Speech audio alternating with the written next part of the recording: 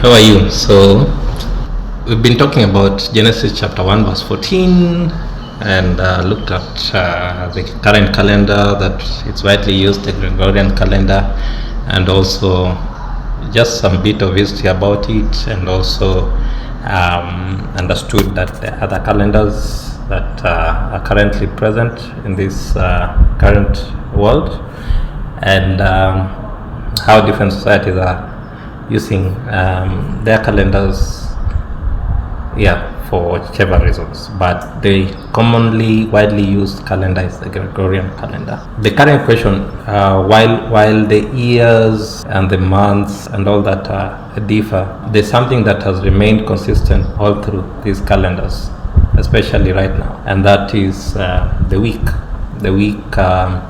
The first day of the week and the seventh day of the week have remained consistent.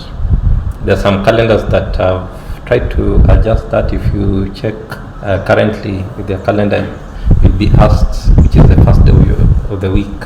Some would start maybe on a Monday, some would start on a Sunday, right? But most commonly you'll see when you start up a new phone or a new laptop or a new computer, the week would start on a Monday. But if you Google right now and ask which is the first day of the week, you'll see it's a Sunday, and the last day of the week is Saturday. So that's the seventh day of the week.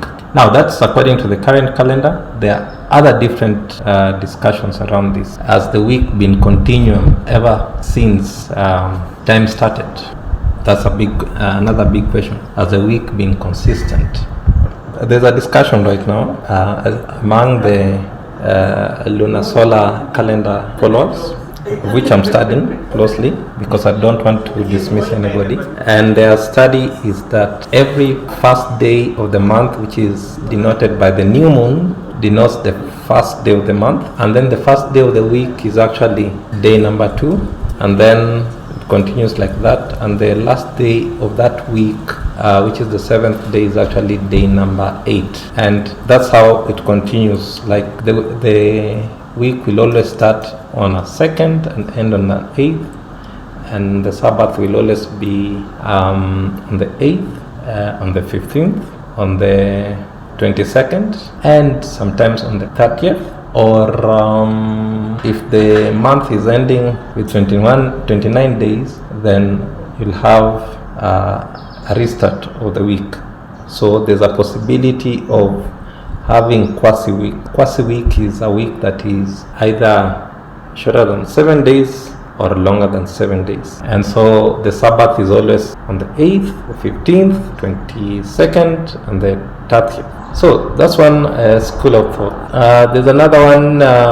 There are those who start the week with the new moon. So the first day is the first day of the week is the new moon. The seventh day is actually number 7, and date number 14, and date number 21, and date number 28. So that's another school of thought. The reason why these studies are there is because how people used to measure time is purely by observation. They would see the sun, they would see the moon, and know that this is the start of the month and count it that way. And you see that clearly in Exodus. I can't remember which verse. I'll link it down below.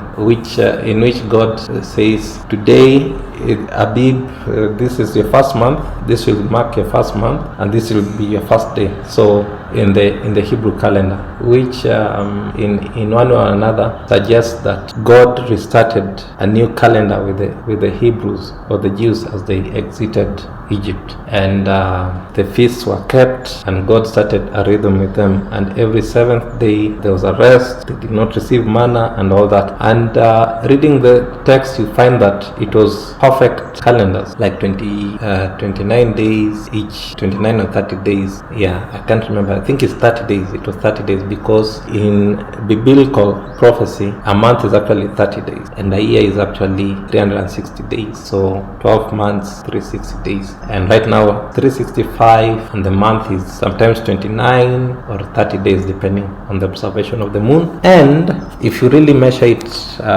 scientifically, it's 29 days and a few hours. So it's not really exact, but How then do we keep track of time using the heavenly bodies as instructed in Genesis chapter 1 verse 14, and yet it's different? It's different in that days are actually 365 in a quarter, and months can be either 29 or 30 days. You see that difficulty? Yeah, so I'll try to address these difficulties in the next video. You go think about it. If God instructed us to use the sun and the moon and the stars as signs, as tools, or the ways we can get to know appointed times, with the current supposed inaccuracy, how then can we manage to do that? Could it be that we are off in how we observe or how we measure time, or are we out of sync with the heavenly bodies? That's why we are seeing the inconsistency. Or should we just follow the current modern time? What do you think? Peace.